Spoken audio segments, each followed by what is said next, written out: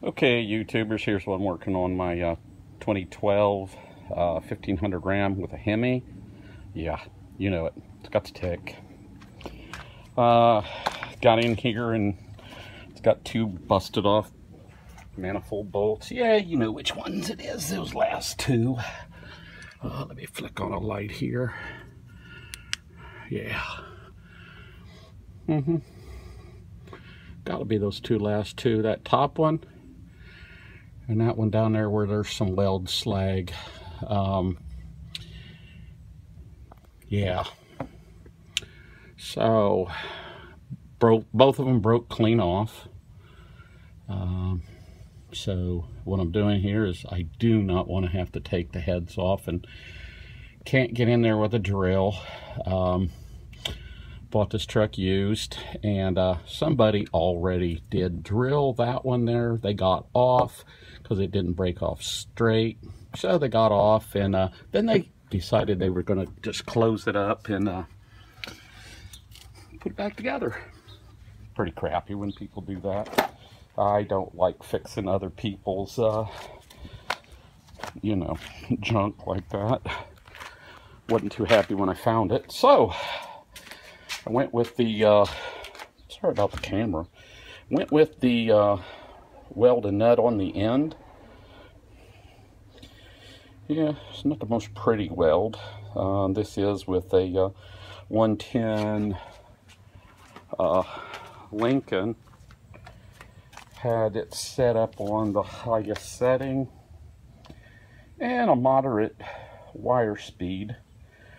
But here's what the trick was. I tried it on that other one. The nut didn't attach very well.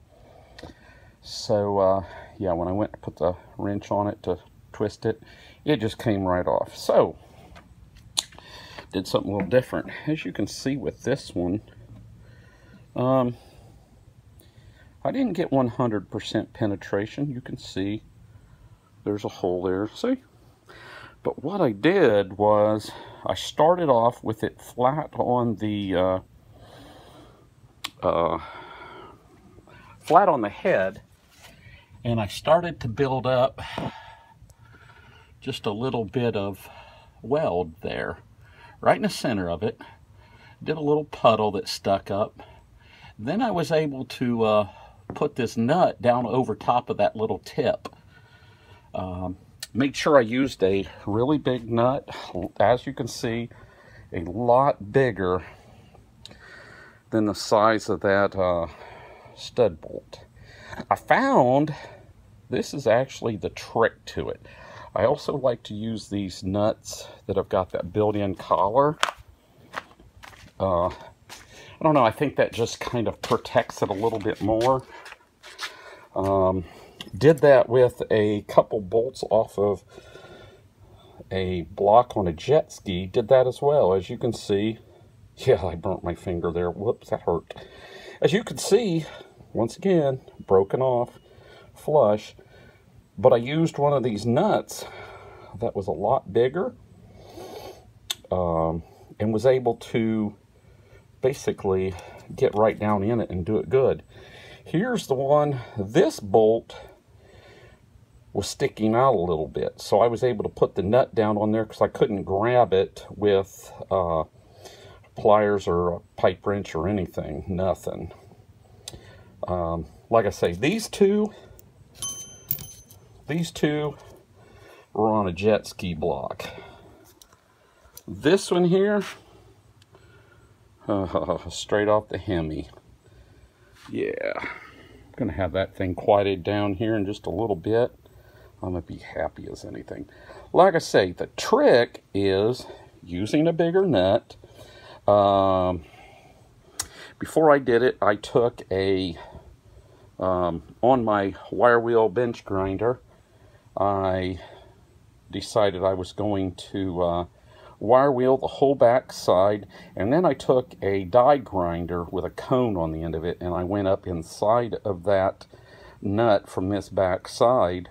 So when that puddle got big on the stud, it would have something real clean to start hooking on to. I also took the cone die grinder and stuck it in the edge of that hole to clean up the end of this stud too. I think that was a really good trick too. I'm on a roll here. I will tell you, I have never ever been successful doing this. Mainly that's because I tried to put the nut on and just weld it on the top of, you know, flush broke off ones. Found that's not the key. The key is get it really clean. The key is use a bigger nut. That way you have more room for your nozzle and wire to heat up down in there. Like I say, as you can see, you know, use a bigger nut than what your stud is. And man, try it out. Man, I next to gave up. I was ready to give up on this one when that first one didn't work. It just fell off. But be patient. You know, do a little do a little relaxation. You know, my dad's a mechanic. Oh, he's been wrenching. Well, he's 81 now, but he's been wrenching for like, I don't know, 1.5 billion years. He told me this little saying. He says, you know, son, with a little bit of patience and sweet oil, you can stretch a gnat's ass over a rain barrel. Dad, I think I believe you. Because that's what it took me here. It took me a little bit of patience. Just chill out. You know, have yourself a little comfortable work zone. Use some good light. Kind of hard to get that welding helmet up in there, but, you know, well, number one, you got to do it. You can't just do it without it. So, yeah, hope this helped. Watch some more videos. You'll see some more stuff like this.